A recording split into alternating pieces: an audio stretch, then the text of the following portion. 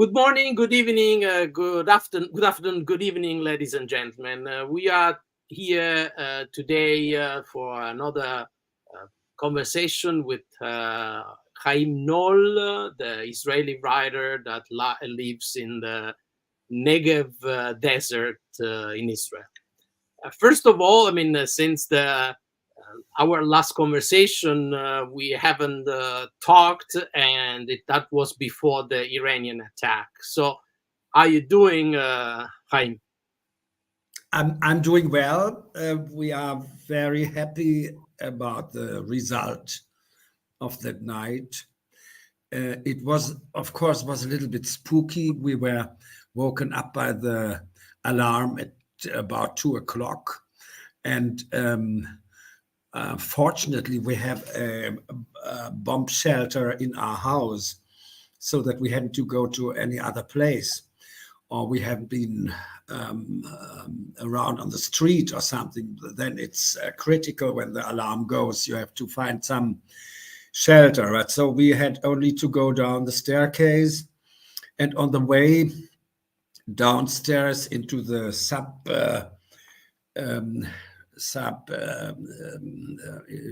into the room downstairs where that is with bomb protected walls and so on. I had a look out of the window on my way and saw the sky was full of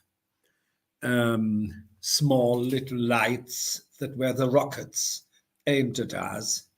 And that was a moment when I really felt the danger first time. I didn't take that seriously beforehand, but when I saw that there were really dozens of those lights on the sky, and not for fun or something as on New Year, but really rockets from far coming to us to destroy our country. Then I could only hope that the air defense system was capable to finish that. So what you saw was that these lights, the sky was sprinkled with them, that they were that they met with other lights coming from the ground. So this was the air defense, and I saw 2 or 3 cases that this rocket coming from the air defense really hit its target and made the Iranian rocket explode on the sky. And then we had to go downstairs. I couldn't stand there longer and linger and look at this fascinating and shocking picture. But I was quite confident when I saw that these 2 or 3 rockets really hit the target, so immediately without any problems, and that they brought these rockets down.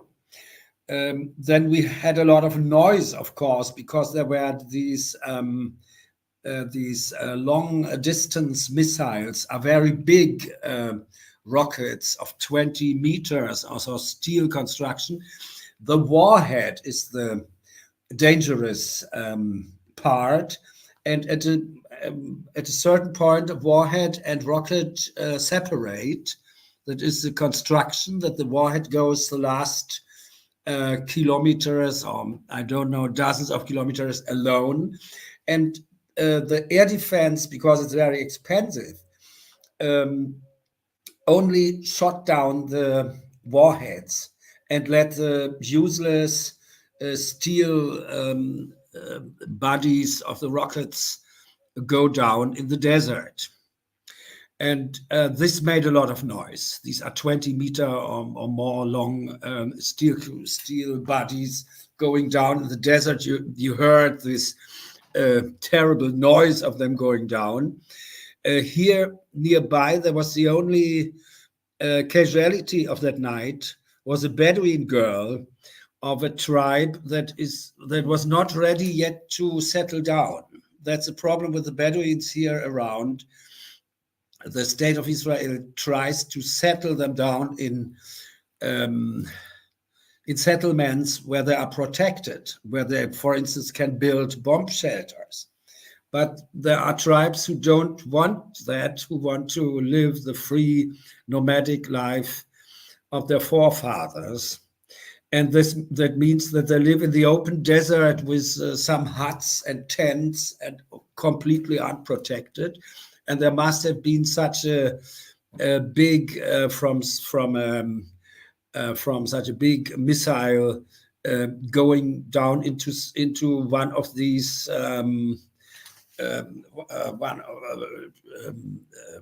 settlements, or how to call that, a group of tents, a cluster of tents and huts, and destroyed, of course, a lot of these things. And one girl was, there were several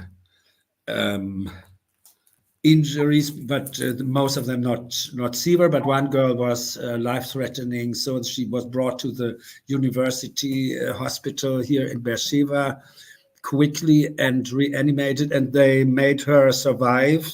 It cost them some days.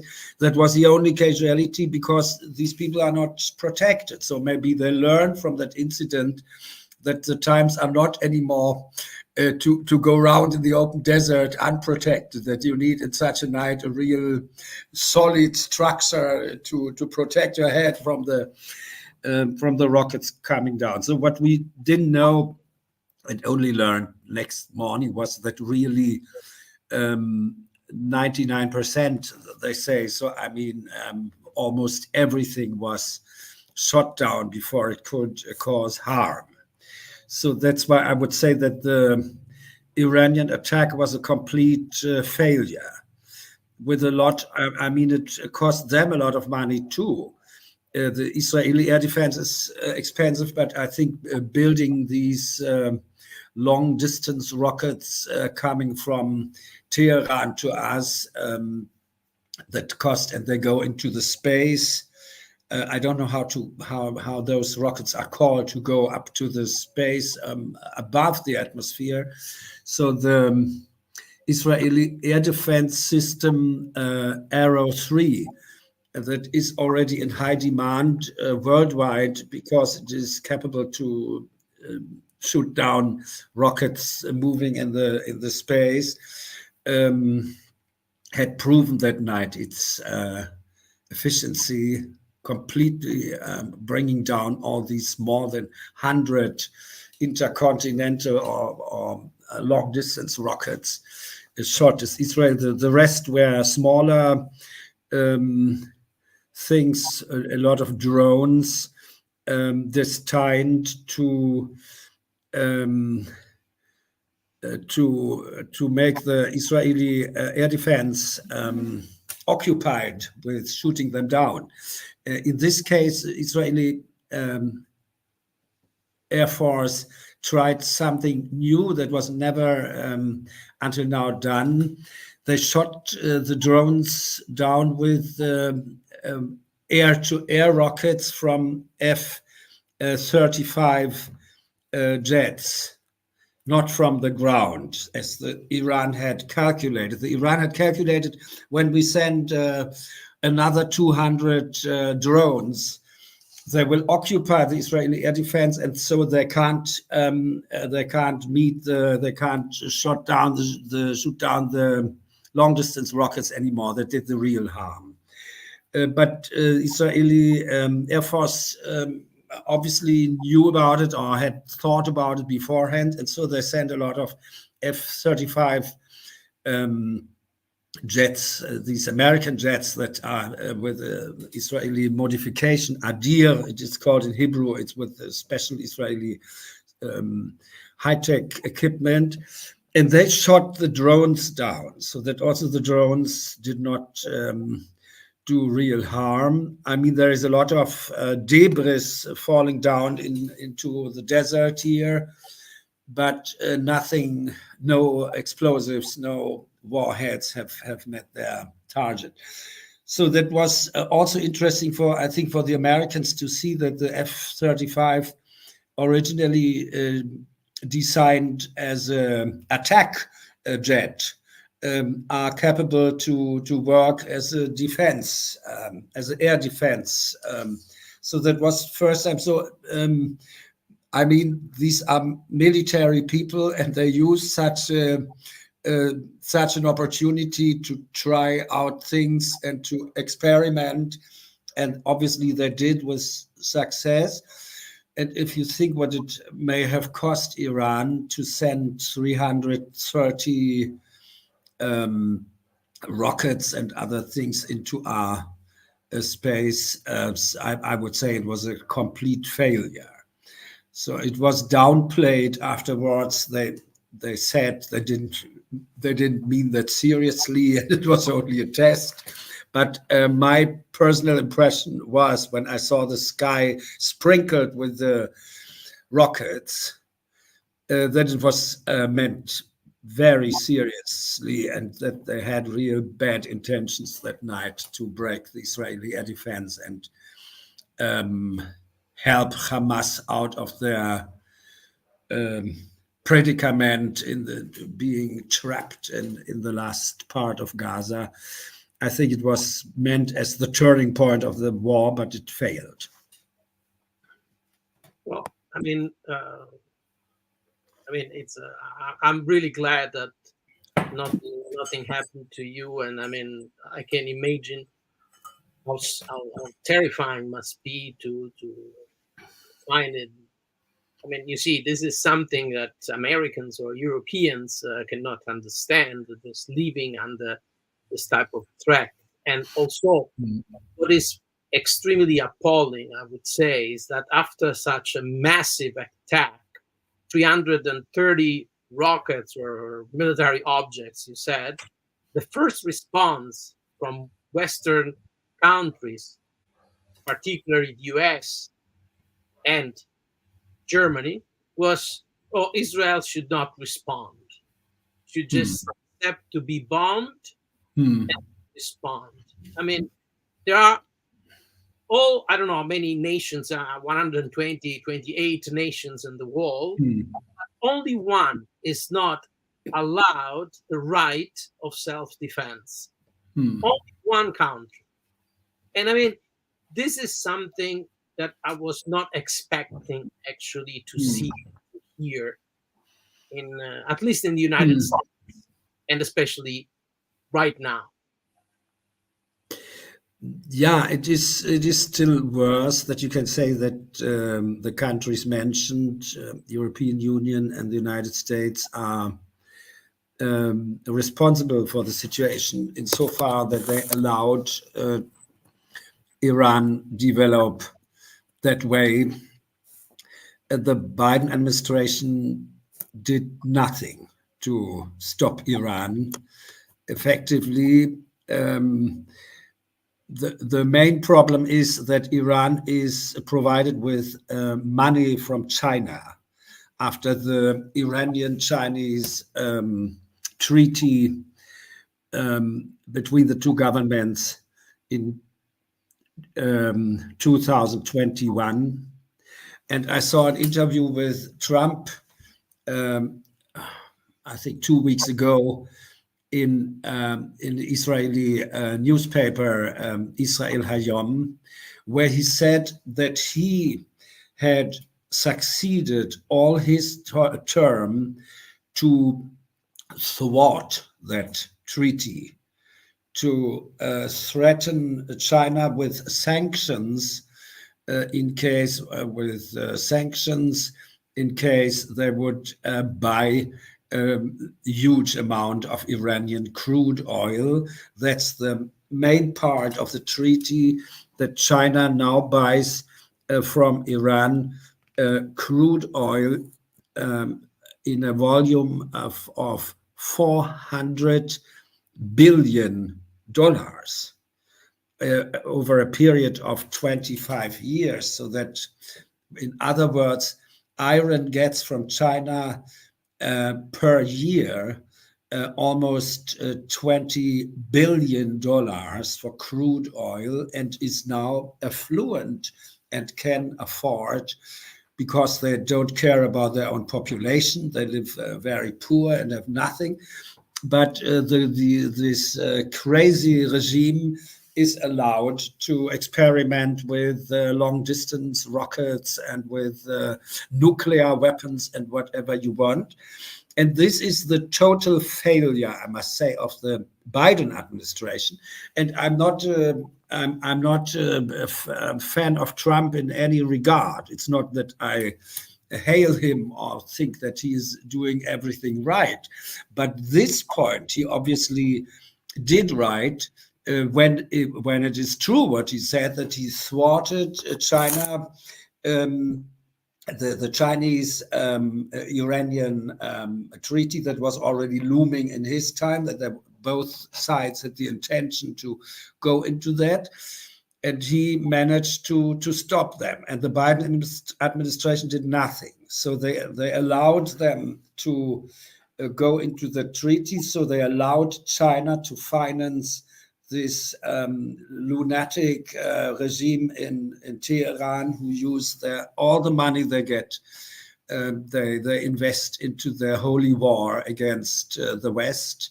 And of course, it's not really understandable. It's not really fathomable why why Western country allow this. I mean, it's directly. It's directed against the West altogether. These rockets are also capable to reach Europe.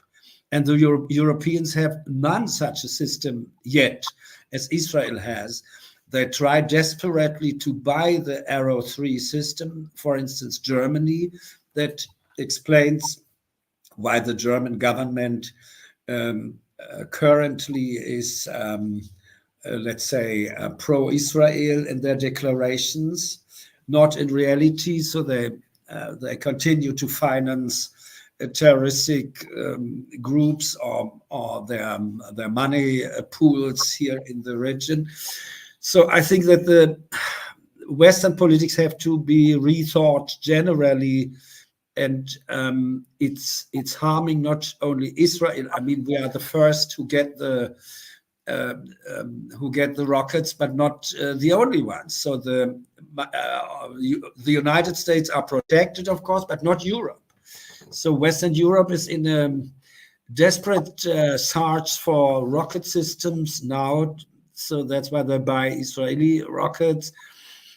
But they allowed the situation develop like that Iran is capable to do such an attack on a Western country and threatening to do more of it. And of course, the entire approach has to be changed.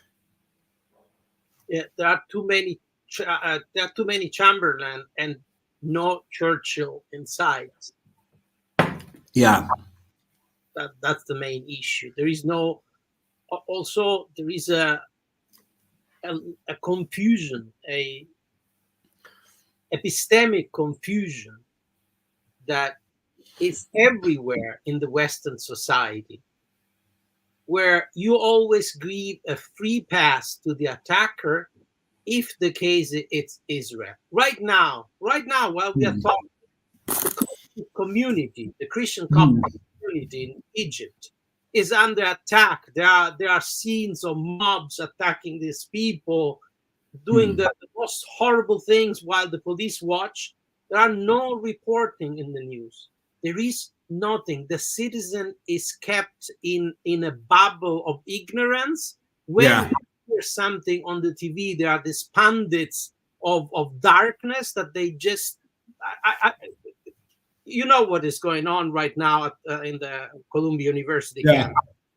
It's a shame, but it's a shame, and most people don't even understand why this is wrong. They are surprised. They don't get it. A Jewish professor, Shai Davidai, this week has been blocked from entering the campus with his access card. On the base that he is Jewish. We are going through a situation that it's really reminds us too clearly the 30s. and there is no response. There is no cultural response. The big media, the university, you can forget. You just can forget it. They're plunged into the culture industry. They cannot think autonomously anymore. They cannot open a history book anymore. It's a situation that, I mean, we try to discuss it, but it's even difficult to finding a starting point, where to start in describing a situation, a world that gets crazier by the day. Yeah, it's difficult to find a point where to start, because it's such a long story already. I mean, over decades, the West has misunderstood and misinterpreted militant Islam. It starts with, if you want, in 19th century and late 18th century, with the famous story by German playwright Lessing of the three rings. You know that the ring parable. This parable is wrong, but it was believed. It was believed that Islam is a religion like Judaism and Christianity, meant to let people live in peace. Obviously, most politicians in the West have never studied the Quran. Yep. I would advise this at first, that the politicians are obliged to study Quran to understand with whom they have to deal. When you read Quran, you understand that the jihad, the holy war the Muslims have to wage, is really meant as a world war. So generally, it's a global affair. It's a global war. It's a world war. I think we are in the middle of that world war already. And they mean it, and they have started, they prepared everything very well over the decades. I mean, the situation at the American universities is caused, among others, I think mainly by the fact that American universities have allowed dubious Arab institutions to invest money there and to put their people into leading positions. You find a lot of strange Muslim people of Muslim organizations in the leading bodies of American universities. And of course, they did everything to allow to grow such a protest culture of young Muslims. I mean, the United States are a country with a very, very low Muslim populace, 1%, compared to, let's say, 6 to 8% in Germany or 10% in Israel. That's we have almost 20%. 18%, I think. I mean, it's a lot. The United States have 1% Muslims, but these 1% are capable to hijack the universities to make such an atmosphere of confusion and anti-Jewish actions, so that Jewish students don't go to these universities anymore and are not safe anymore there. After all over the long time, Jewish benefactors have helped these universities, given money, given more than that advice.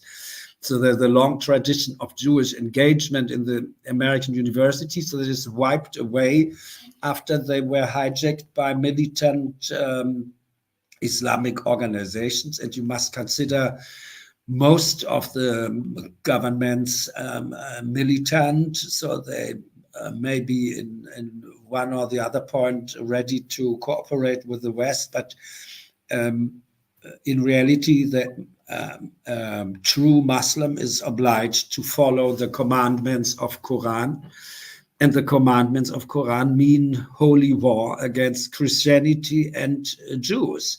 That's written at I don't know how many times in the Quran. You cannot overlook that. The book is full of Jew hatred and Christophobic attacks. So the Christians and Jews had to be killed. That is expressis verbis declared.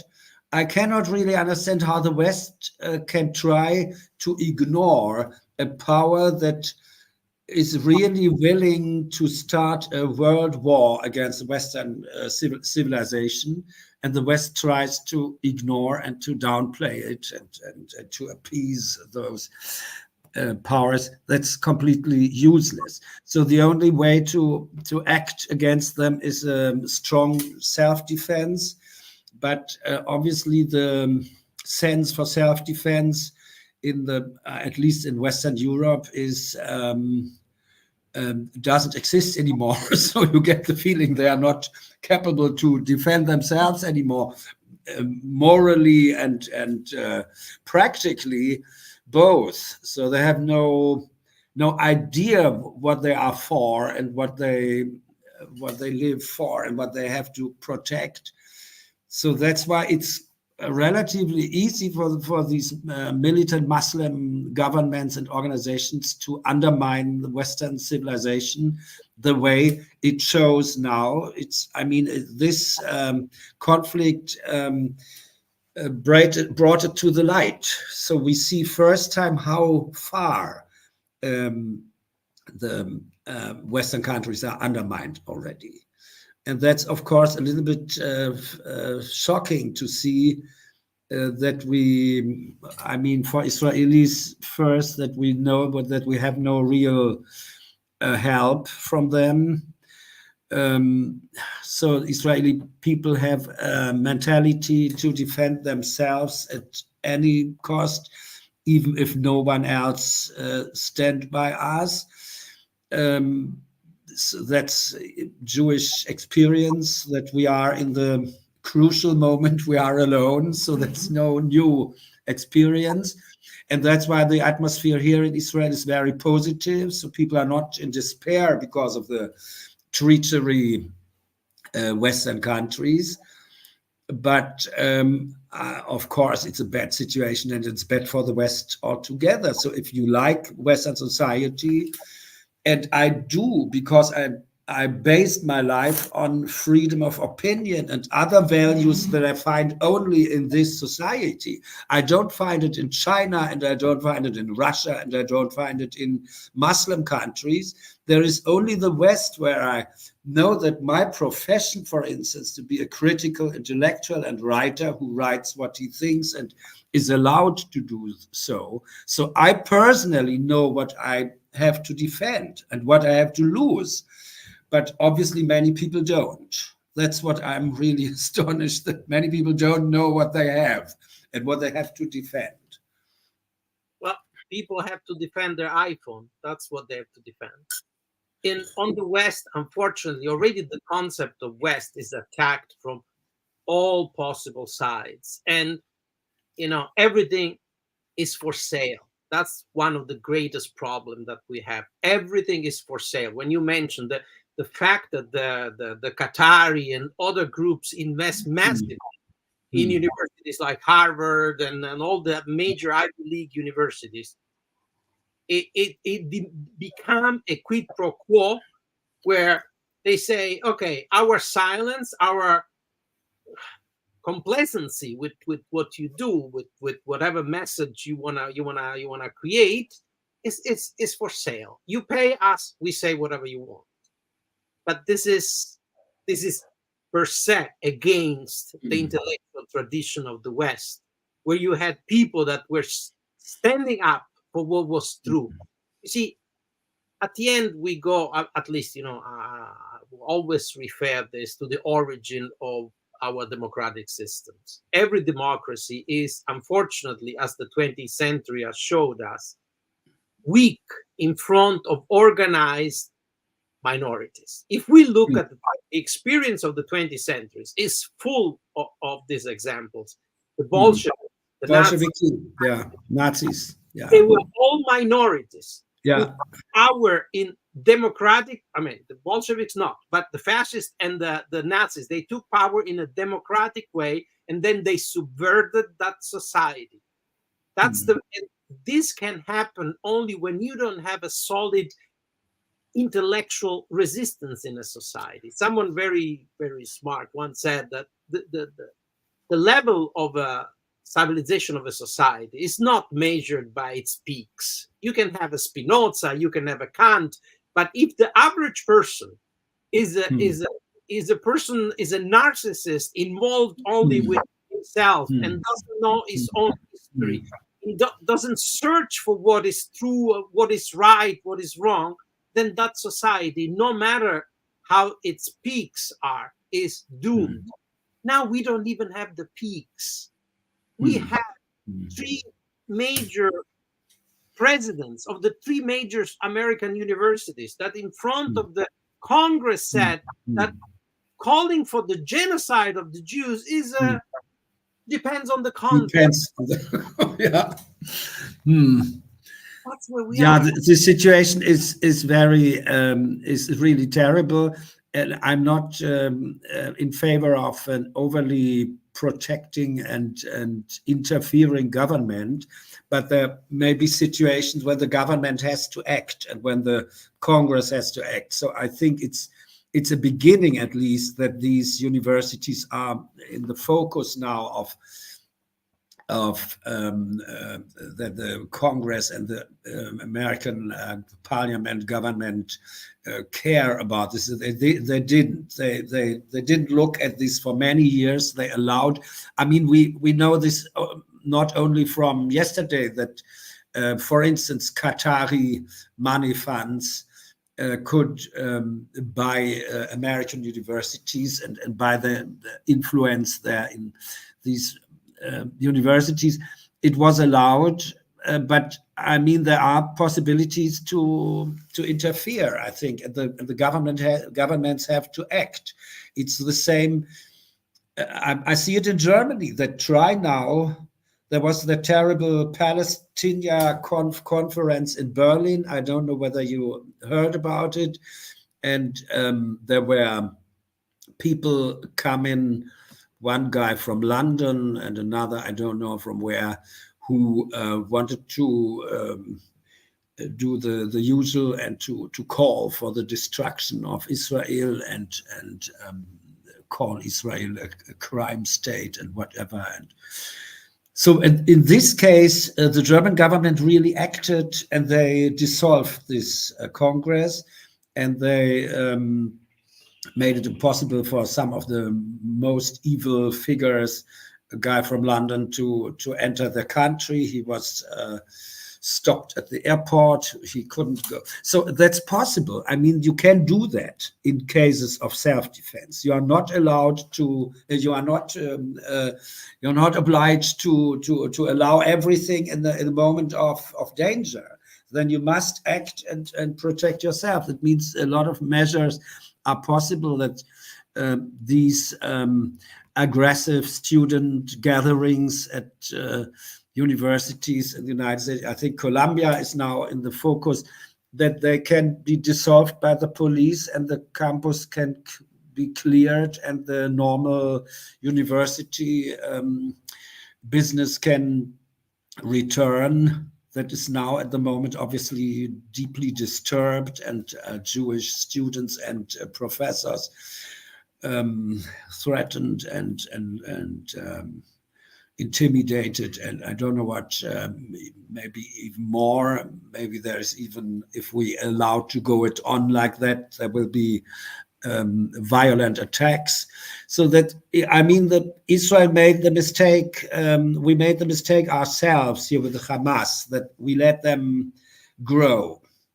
And I think we have learned very quickly after the October 7th that you can't allow this. And that's why the entire idea, for instance, of a Palestinian state has to be rethought. I was invited some weeks ago by a leading German publishing house to write a book about the Near East. Some colleagues of mine recommended me, so they said he has interesting ideas about it. Asked him whether he's ready to write a book about the situation now in the Near East, in the Middle East. And I sent them an email and said, yes, I'm generally ready to do that, but it makes only sense if I'm allowed to speak out some controversial ideas. And the first is what I want to say, that the model Gaza has proved that we can't allow them to be alone and uncontrolled. That when you let this population in an area, as we have seen in Gaza, uncontrolled and doing what they want, they will not build up the infrastructure of a state as the West believed. They will build up a tunnel system and rocket systems and try to start the holy war. That is what they are commanded to do when they are true believers of the Quran. And that's obviously some idea that in Western, in the heads of Western politicians, is it doesn't find entrance there to understand that when you have fundamentalist Islamic group taking power, as it happened in Gaza, then of course they start to prepare the holy war. And if you don't look into that, and if you don't stop them, you will come to a result as we had here with the October 7th. So I think Israel was the first to learn that. Here, also in Israel, are many people who say we let them alone, let them do what they want. They want to build their own state, to live in peace, and so on. I mean, it's self-delusion. And so I sent this letter to the publisher and said the first point is we have to rethink the idea of a Palestinian state. What interest do we have? How can the West be interested in allow another aggressive terrorist state in the Middle East? So, and I had a visitor here, a colleague, a writer, Ido Netanyahu. He's the brother of the current Israeli prime minister, but I'm not his friend because of that, but because he is an interesting writer and writes very interesting books. And I had written a review about him, about his books in a German magazine. And he came to visit us, and I told him about this, and I told him that I had sent this letter to the publisher, and he said, have they answered already? And I said, no, not yet. And he said, I don't believe that you can write this book. But you will not believe that really 3 days ago, I got a letter from them and even contract that they are interested in this book. So I was not really eager to write it, I must tell you. I would like to write about other things, but after I made it, was from my side, it was a test more or less. I wanted to see how they react. So now I'm in the world. I have to, all my friends say, now you have to write the book. So I will do that, and I will try to make understandable why we all have, all people who want the Western system continue. And all people who want the freedoms we have continue, that we have no interest to establish another terrorist state, as it inevitably would happen with, for instance, the West Bank, if Israeli troops would go out and the settlers, what's the dream of the Western left people, that the settlers will be expelled, almost 1 million people. I don't know how this should be realized anyway. But in the moment the Israeli military leaves the West Bank, Hamas will take power there, as they did in Gaza, and they will topple that weak and corrupt system of Abbas and his people. This is completely unpopular and corrupt. They had to postpone the elections already for 19 years because they know the outcome, that extremist groups would win the elections. So in the moment Israeli army leaves the so-called territories, extremist, militant Islamic groups will take power, and we have another extremist, anti-Western aggressive state that is interested only in weaponry and new rockets sending against Europe. So I think that also European politicians have to rethink the entire conception of that idea. So the Palestinian state, for instance, should be passed now. It's not only unrealistic and outdated, it's really dangerous for the West. It will not bring peace to the Middle East. It will bring war. We have seen it. If you let these people alone in the territory, you have prepared a war. So you program a war. That's the problem. And that's what we also had to learn. And I think after we had this terrible experience here, that the experiment went wrong and turned against us on October 7th, all the tolerance and don't look and don't act and so on, the Israeli governments did under the pressure, of course, of the Western world, who all the time made it impossible to go up to the end. And it's now again at the point that they want to thwart the Rafah, often the Rafah action to take the last part of the Gaza Strip, where the leaders sit in their tunnels, to take it over, to conquer it. That's all we can do. And of course, we can't take the troops out of Gaza now. That's also completely unrealistic. And what these people try on the American campuses is to make pressure to bring Israel to the point to take out the troops. They call this ceasefire or peace or whatever. But in reality, it's the preparation of another, it's a disaster waiting to happen, of course, nothing else. But you see, here we are once again, because of our oblivion, mental oblivion that determined basically the life of the average Western citizen, we are trapped again in an old paradigm. Because when we think about protests in the US campuses, you think, oh, Vietnam War, you think students protesting for peace and for a just cause to stop a war. What is the aim of this protest? I mean, there are people with clear, not just anti-Semitic slogan, with neo-Nazi slogans. A different type of protest. But we think, oh, in the campus, the students, they might have a good intention. They want peace. And okay, if you want peace, first ask for the hostage to be returned. If you want, for example, if you want peace, try to study a bit of the history and look why the situation in the Middle East is to such a point. But this clarification doesn't happen. You see, their teachers, Colombia, they have teachers that in Germany, they would be arrested for what they say.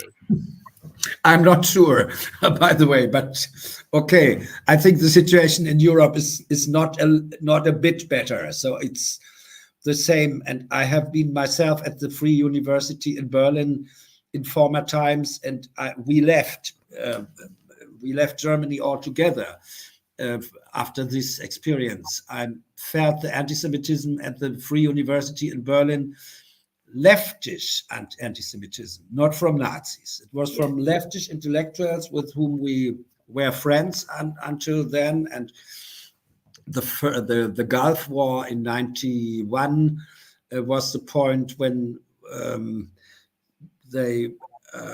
when we couldn't understand each other anymore, and I started to ask myself whether it was made sense to work there longer. So we stopped that. That was the point when we left Germany, and I left my university career. It was at the Free University in Berlin. When I learned now that a Jewish student was attacked in Berlin by a Palestinian student at the Free University, and that the the president of the Free University did not act, and that they did do nothing against that, and that they have a lot of anti-Semitic groups and activities. I wasn't really surprised. So it's a long story. It has prepared these. I mean, the Holy War is something they mean really serious, because it is commanded by the Holy Book. So if they believe in that, and many people believe in it, and you will always find Muslim people, always, also in future, who believe in that book and take it literally. And when there is written that you have to kill the non-believers and the Jews, and they will do it, and they will try it, and they do everything, every cheating and every preparation and undermining the other system, and whatever you can imagine in bad ideas, but very intelligent often. I mean, they are intelligent people. It's not that they are not, they are creative their way, but it is a creativity that is aimed at the destruction of our society. That's what we have to know. And they do and they prepared it well over the decades. They took over the university. They took over now in Germany, for instance. I mean, that's not the problem in the United States, because there are only a few Muslim students, but in German towns or in France, you have schools where the Muslim the students are in the majority, and they start to make their own system there in the school. The teachers are intimidated and don't do anything, and they are not encouraged by the school administration to act against it. On the contrary, the school administration will tell them, don't interfere, let things go as they are, so don't make trouble. And we have cases of coerced conversation to Islam at German schools by frightened German students who were under the pressure of Muslim students who made them speak this formula that they were declared Muslims, that Allah is the ruler of the world, and Muhammad his prophet. So you have to say this 3 times, then you have entered the threshold and it sounds ridiculous, but it is meant deeply seriously, and they do everything to erect their own system. They really dream of a caliphate or something in Western towns, as it was in Cologne, for instance, in Germany, where some guys declared they are working to establish the caliphate here. They mean it, and you have to know that they mean it, and that's what the West doesn't want to understand. That there is a real strong intention to destroy the Western civilization, and that it is in accordance with what is written in the Quran. That's the bad side of it. So when you ask for solutions, I don't know for the moment. We have believed for decades that when we are trading with them and in cooperation with them and have business with them and so on, they will change and they will become more tolerant and like Westerners. No, they can't, because they have this book, and this book makes them, they are trapped in their own religion, so to speak, and it is a very aggressive message the Quran sends. I can't find here a book of peace or what people say. I mean, these are real misinterpretations. You cannot misinterpret this book. It's clear what Quran commands to his believers, and we have to live with that now. I think we have to live with the threat and with the war, and we have to accept that we are in war. That's the first point. And if you are in war, you can't allow, for instance, to build a Palestinian, to establish a Palestinian state that would be nothing but another fortress, against you, whether they can send rockets and so on. So, I mean, it's for the sake of Europe when we make it possible to have a Palestinian state here. I think after what happened in the night to April 14th, when the hundreds of rockets from Iran were sent to Israel, and they could send them also to Europe, and the Palestinian state could do that. So why are they interested in establishing such a state? That's self-destruction and nothing else. Well, again, if you know nothing, if you live in a society where there is no antibody, because the West, one of the foundations of the West, will tend to undermine, was the critical thinking. If you do not have any critical thinking, when you say that book is a book of that, it's a basis of all the problems, but their solution is astonishingly simple. You just need the study. You just need what in German it's called Aufklärung. It's right.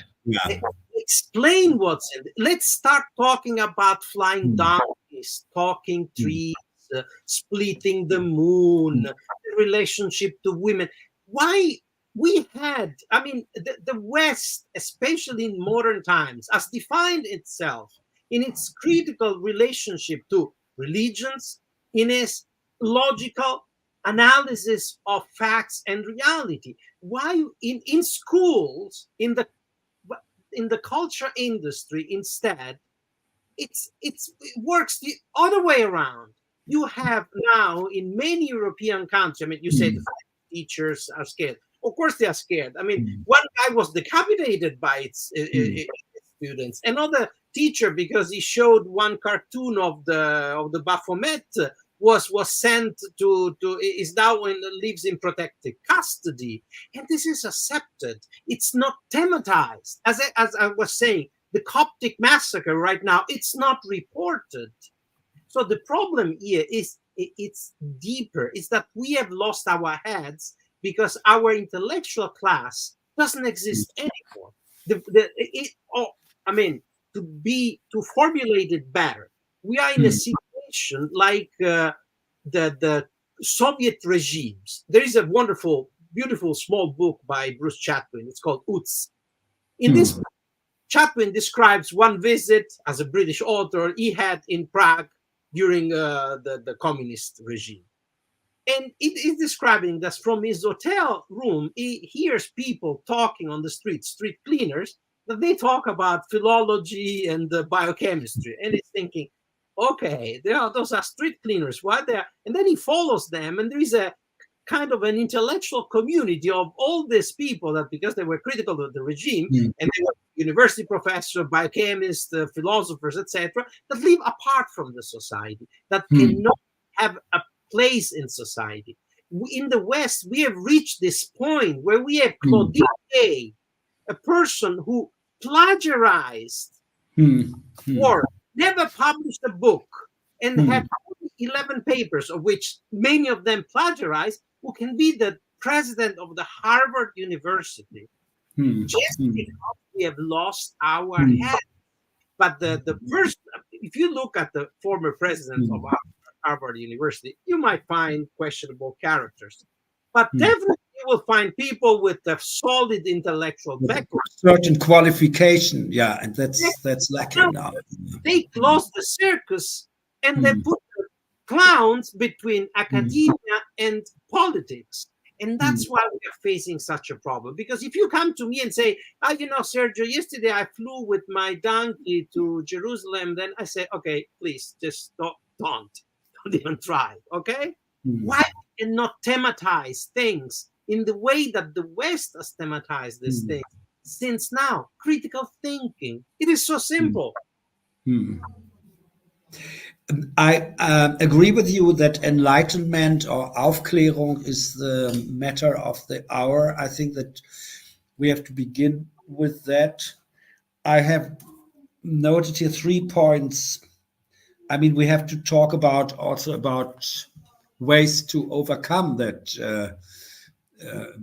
miserable situation, the first thing is to speak up for us, so that we have to, those people who are still reasonable enough to understand what happens, have to say what they think, and not to avoid confrontation. So I rethought also my own position. I was rather laid back and not really interested in interfere in political affairs until now. I prefer to write my essays and my novels, and these things I'm interested in. But when I saw my grandchildren going into war, and they risked their life there for us.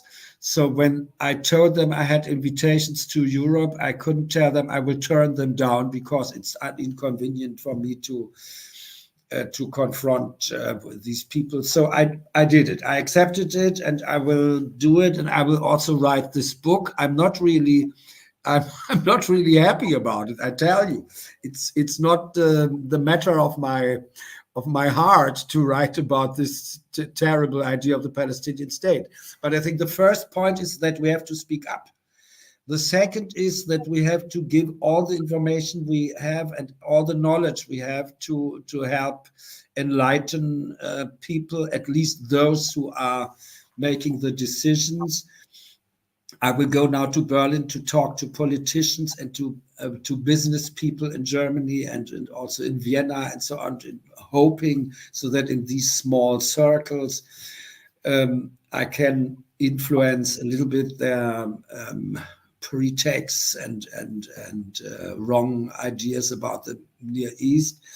And the third point we have to do, and that's the most complicated, we have to change the mentality of self-hatred and self-destruction that is obviously in the head, in parts of Western intellectuals who do just what is wrong for the West. So I mean that's a kind of perversion that has to be corrected. So people in the West have to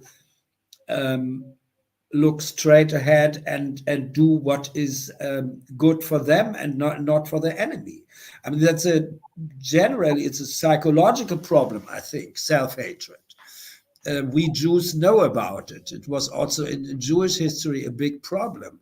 It was at the point when Zionism, political Zionism, I mean, religious Zionism has always existed, but the political Zionism of Herzl and these people in 19th century, it was at a point when Jewish self-hatred was widespread and a kind of apathy and hopelessness and despair that also Jewish people thought we cannot change our situation anymore, and we have no hope for the future and so on. So then the Jews found some solution for them to build their own state and to give their people a new home. And as we see now, it has really taken roots here. I'm deeply astonished. I was asked by a journalist some days ago, how do you explain that your grandchildren, I mean, they are of an intellectual family. We have never told them they shall kill other people. But how is it to explain that they went into that war and with so much motivation and positive intentions? And I said the only explanation I have is that they love their country. They love their country. And I think that also most Americans may love the country. I think they love the country, and there is reason enough to love the United States when you live there with all the freedom and all the possibilities you have. So that is the reason why you should defend what you love. You must defend what you love. And I saw that my grandchildren love the country, so they are ready to defend it with all the consequences. So they had friends who were killed, Of course, it was terrible for them, and they went to the hospital to visit a wounded class people of their high school. They're very young people altogether, and children, so to speak, but they were ready. They are so deeply motivated to defend their country, because we Jews have overcome hopelessness and despair. And I think that's something we have to spread in the Western society, that there is a positive possibility to take things in your hand and fight for your freedom. And I mean, these are formulas many people in the West are smiling about, but it's necessary now, when the West altogether is so much under duress and under danger, being destroyed by these aggressive people. And we cannot underestimate it anymore. Iran is really a dangerous country now, with the Chinese money in the back. And that's a really threatening situation for Europe and the entire West. You say we cannot underestimate the situation, but we are. Yeah. It is where the point is that what we are discussing right now. I had last week, 2 weeks ago, a conversation with Robert Spencer, and there was a point where we were discussing about the Palestinian people and the non-existent, this PR concept, this invention of a population, and we were discussing and say, if somebody just switched to our channel and look this 3 minutes where we are talking about this, they will think we are crazy, because they don't have any connection to history. And I wanna ask you your opinion about something. Ilhan Omar, she's the first Somalian congresswoman in the US. She represents the state of Minnesota. Now her daughter has been suspended from Columbia University for anti-Semitic comments and participation in violence, etc. I didn't know. Interesting. Yeah. Yes. Now, she is from Somalia. She escaped Kenya. From Kenya, she received asylum in the United States. She became a congresswoman. What is her problem? The United States. Can you explain that to me? Can you explain to me how, you see, because the problem that we have, it's cognitive here. I mean, you escape from a place because of that Islamic situation, and you want to redo the same situation in a liberal country.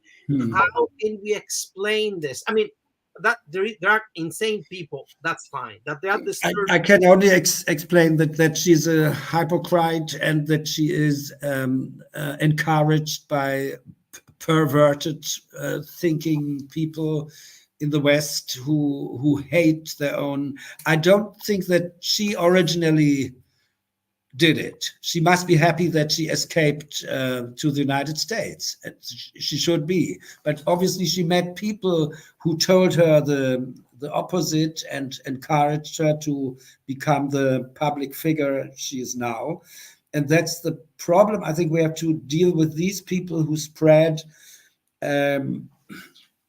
self-destructive, self-hating atmosphere in the West. And when you tell me that they would consider us crazy, I don't fear that. So I'm ready now, after I have gone through the last month here in Israel and seen how serious the situation is. And I must say that we also woke up only now. So I wouldn't have told you that 1 year ago, that we thought it maybe go on like that. And we were very happy about the success we had economically and so on. But that was not the point. We have to fight. We have to wage war now. We have to defend our system. And after I went through that, I'm ready to be called a crazy person or lunatic or whatever, or a fanatic or a racist or whatever they tell me I am, when I tell you herewith that, for instance, the foundation of a Palestinian state should never happen. And I think, Israeli majority in the meantime will do everything to make it impossible. So that's the situation here. I hear what my neighbors say and what people here say, and they are really serious in that point to defend this country. We have no other one, so we have to live here or to die. That's there is no other possibility, and we have seen that we can die here, that it can happen, that we are slaughtered in our own country by these people. And we have to stop this atmosphere of self-destruction and self-hatred in the West. That's the most complicated point in my eyes. Yeah, but to live or die for the Israeli people should not be an option. The civilized world, if the world wants to call itself civilized and not a bunch of corrupted soul morons, should stand up for what's right and not for what's wrong. But we have a fundamental cognitive confusion between what's right and wrong. This is the problem. Of course, yeah, that's true. Yeah. The weakness we have, you and me and many other people of goodwill, is that we talk from a position of scholarship. And it's always difficult to explain what's complex. Someone who just wants a slogan, oh, the bad Jews versus the good invented Palestinian people. And it is always like this. Try to talk to any member of a cult or a sect.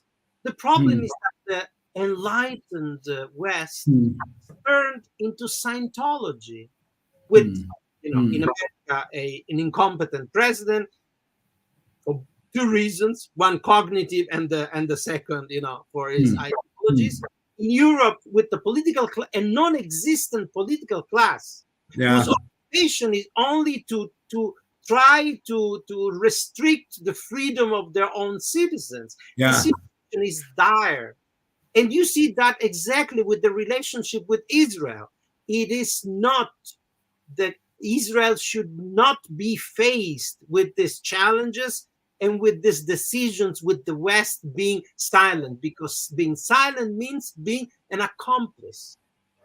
I think we have reached now the deepest point possible. At least in Israel, it was like that.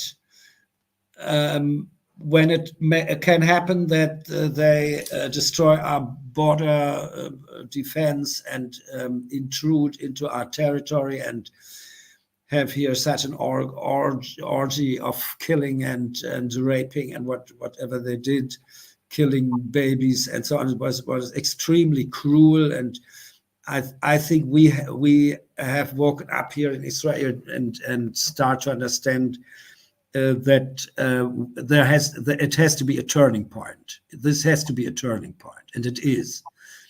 And I see it in the general atmosphere here in the country that really people start to turn. Also the Israeli left. The Israeli left has lost its, given up many of their ideas regarding Palestinian Palestinian state and so on. So that's something you feel here. It's a very small minority of people who still cling to their old positions, but they have no real. It's not to compare with the universities in the United States. I mean, the students here at the university went into war. Several thousand of the students of my university, Ben Gurion University, went into war. Several of them were killed and injured so seriously. So that's a completely different situation. And I think also, I mean, in the United States, the problem is that you are within your territory, not really threatened by militant Islam. So the United States, in my eyes, except of the universities, are not really the most dangerous partner. Europe is the problem. Europe is really already undermined and threatened. Western Europe especially. And that's at least what I feel responsible for. And I will spend the years I'm still are allowed to be here and to live and to speak. I will do everything to help that what you said. What is really the problem? Enlightenment. We have to spread information. People are disinformed. People are confused by wrong ideas spread by intellectuals who, for whatever reason, were more interested in destruction of their own society than to defend it. But I think there is a turning point also with these people, that they will at a certain point understand. I think in Europe it is reached now, that many people I would never have expected start to rethink their positions. And I will give as an optimistic, you know that I'm an optimist, as the optimistic sample today, that experience with the German publishing house.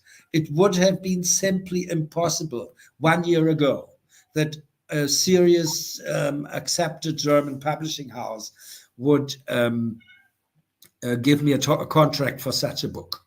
But they did. So we signed the contract now, and then I have 1 year time to write it down, and I will do, after my grandchildren told me that also I can do something and can contribute to the fight we have to do here. They did their part already, and they went into Gaza and other things.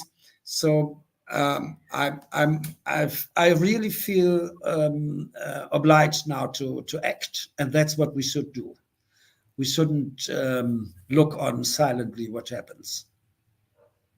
Yes, of course. It's always, it's a duty to every thinking person to try to bring some sanity in a society. But in a society where there are the barriers of the culture industry, it's not that easy to.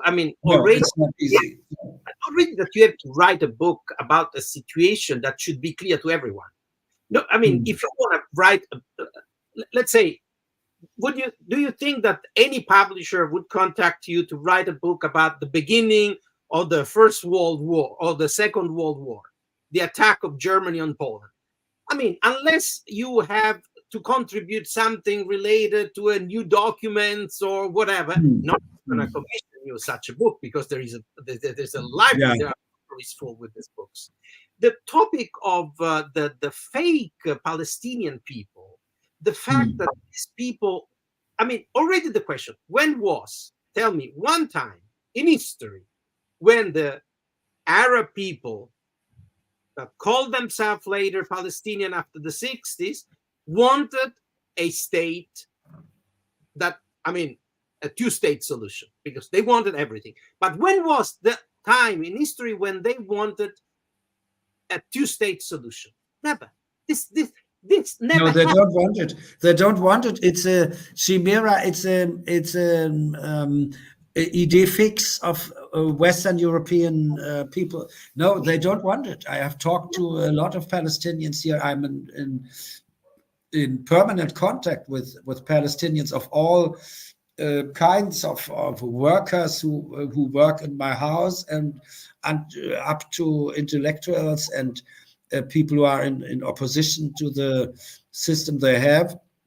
And they tell me that the majority of the so-called Palestinians, it's an invented people, so to speak. These are normal Arabs, by the way, and that these Arabs living in the West Bank are not interested in a so-called Palestinian state. Not the majority, because they are the state of Israel. They were not. The Peel Commission offer, and it was refused. Until recently, Arafat refused several times the solution of the two-state solution. But if you go in the streets, doesn't matter where, any Western street, from Australia to England to the United States, and you ask a person, they will tell you it's Israel that doesn't want the two-state solution. So the reality, we have to. So all I can do is to write about it and to spread some information and to tell people that they are wrong, and maybe they will laugh about me and will call me crazy, but that can't stop me to write that down. I mean, it has to be said. Sometimes you feel that something has to be said, and that this idea with the Palestinian state and a lot of other ideas we have to let Iran do what they want and not to interfere. And we started with the story of how Trump talked in the interview about the failures of Biden's Middle East politics. And of course, that was a catastrophic failure to not to hinder China to finance the Iranian.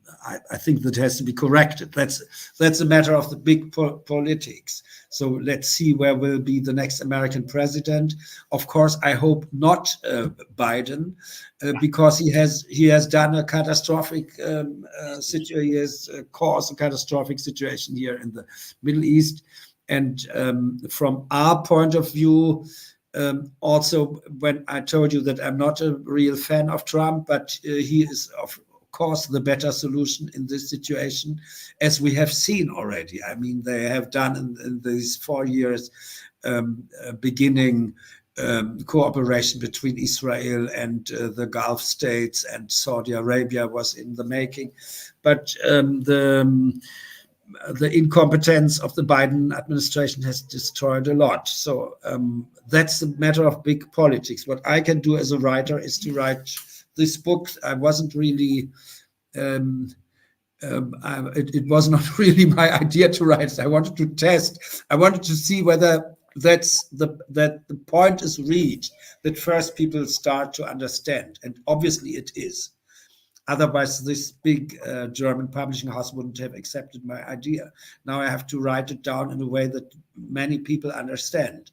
So that's what I have to do. I think what we have experienced here in the last half a year and since October gives us insight into the true character of let's say the enemy. It is an enemy. We are shying away from those words. But if you have an enemy, you have to call him like that. And if this enemy wants war, you have to see with pacem parabellum. You have to defend yourself. That's what we have learned here. With all power you can muster and manage. So that's what we do here now.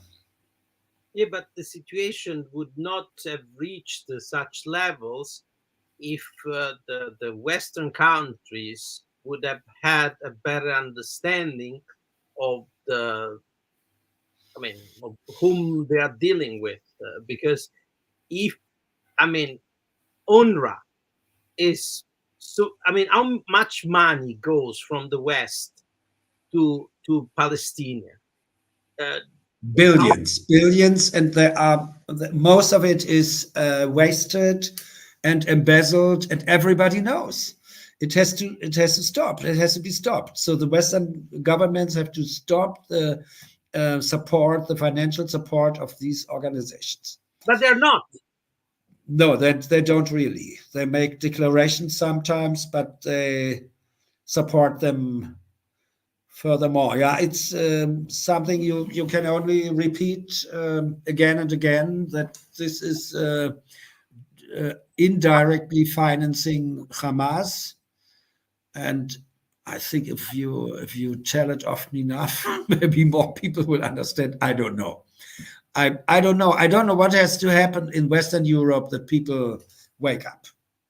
Here it has happened. Here it has happened. It was a cruel wake-up call, but we heard it, and maybe the West needs that wake-up call if September 11th was not enough. So there will be other terrible, if they allow these organizations to spread and to undermine the West, they will do. And the outcome will be cruel also for Western countries. I hope not, but so then they have to learn the hard way, if not no other possibility. The Greeks, the ancient Greeks, used to say that position of the gym teacher is more important in your life than the position of the doctor, the medical doctor. Because the gym teacher is the one that through a proper workout helps you to avoid that sickness that makes you go to the doctor. Now, the same thing here should be said about the situation.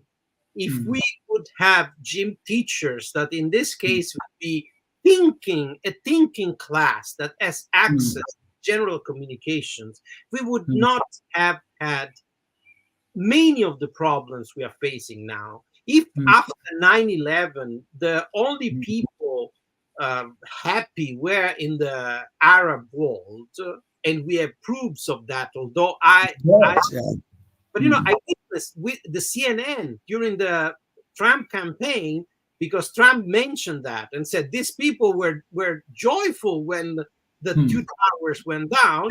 And I'm a witness. CNN denied that those videos exist, that those scenes have ever been showed. So, and after 9/11, the Arab population, the Muslim population in America, has increased, not decreased. So the gym teacher here doesn't have access to the communication, cannot warn people because there are some other interests that they are clearly at work. Clearly, if you know how to make 2 + 2, as we were mentioning, they massive investments of Qatar in American universities, creating this Islamic studies departments that are no Islamic studies department. They are propaganda departments. Yeah, of course. Yeah. The department should start. Okay, there are no flying camels. There are no talking trees. Now let's talk about this from the mythological aspects, because it should have no relevant. I'm talking, of course, about the Holy Book, because there should not be any political implication of stories. It's like you start now moving the German politics, inspiring yourself to the grim stories. I mean, the situation where we are, it's serious. I mean, when you say to me as well that Israel woke up after October 7th, to me it's also strange, this concept, because I do not understand how was it really necessary a massacre of horrendous proportions to understand what you were dealing with people that kept shooting rockets from Gaza since 2005? Obviously, yes. Obviously, it was necessary. It's terrible, but if you know human nature and what happened in history, I think that it has to become drastic and really bloody until people understand. That's the problem. So that we went through that, and I think, it's terrible. I would have hoped that we were spared. We had not to go through that, but it helped. It helped really to wake up. I always refuse the famous Latin axiom, homo sum et nihil humania melia non puto, that I'm a human being, so everything that is human I should be able to relate to, because I always refuse that. And also Terentius put that in a comedy. People don't really, I mean, it's a long story, but I do not share these concepts that there is a human nature from the cognitive side, where I see that people are manipulated to a point and to a level that the reality that they have in front of their freaking eyes doesn't count anymore, doesn't mean anything. That's a problem of communication, of education, or miseducation, as time. And that's the point where you can work, where we can work. That's the only point where we can work. We are no politicians, but in the point of education and communication, So that's why the only consequence I have for my own life is that I'm ready now for my old age to do that. We call it hasbara, is the Hebrew word, explanation, to explain what happens here.